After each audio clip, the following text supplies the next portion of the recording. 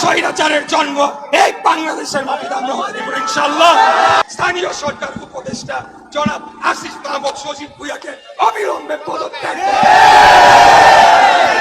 এরপর আরেক ছাত্র নেতা জনাব মাহফুজ আলম তথ্য উপদেষ্টা, তাকেও পদত্যাগ করতে হবে।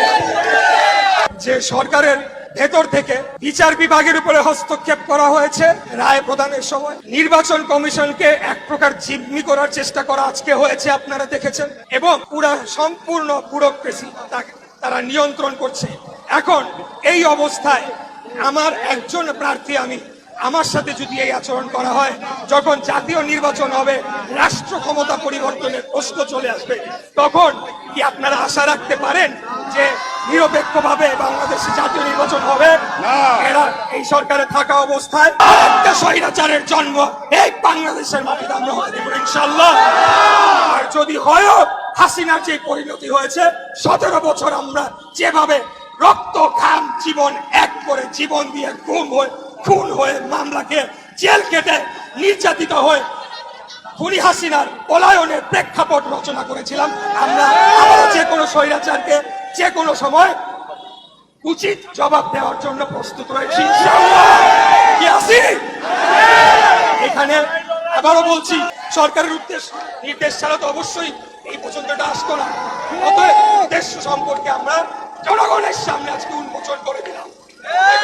এখন এরা কিভাবে সংশোধন করবে, কিভাবে তারা তাদের নিরপেক্ষতা ফিরে পাবে, সেটা তাদেরকে সেই পদক্ষেপটা নিতে হবে।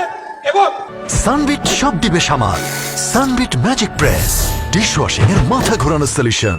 আমি ব্যক্তিগতভাবে মনে করি তার প্রথম কাজটি হচ্ছে স্থানীয় সরকার উপদেষ্টা জনাব আসিফ মাহমুদ সজীব ভুঁইয়াকে অবিলম্বে পদত্যাগ করতে হবে। এরপর আরেক ছাত্র নেতা জনাব মাহফুজ আলম তথ্য উপদেষ্টা, তাকেও পদত্যাগ করতে হবে।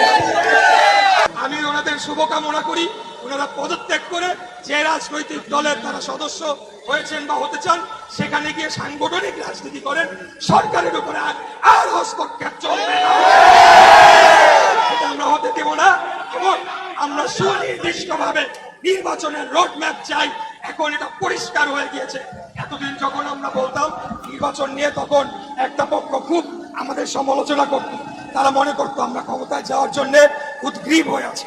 কিন্তু আসল ব্যাপারটি হচ্ছে, বাংলাদেশ জাতীয়তাবাদী দল কোনো ঘুরে এসে জুড়ে বসা কোনো ছোট রাজনৈতিক সংগঠন নয়। বারে বারে রাষ্ট্র পরিচালনা করেছি।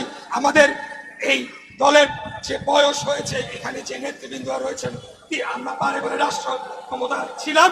আমরা ষড়যন্ত্রগুলা আমাদের নেতৃবৃন্দ বহু আগে থেকে দেখতে পাই।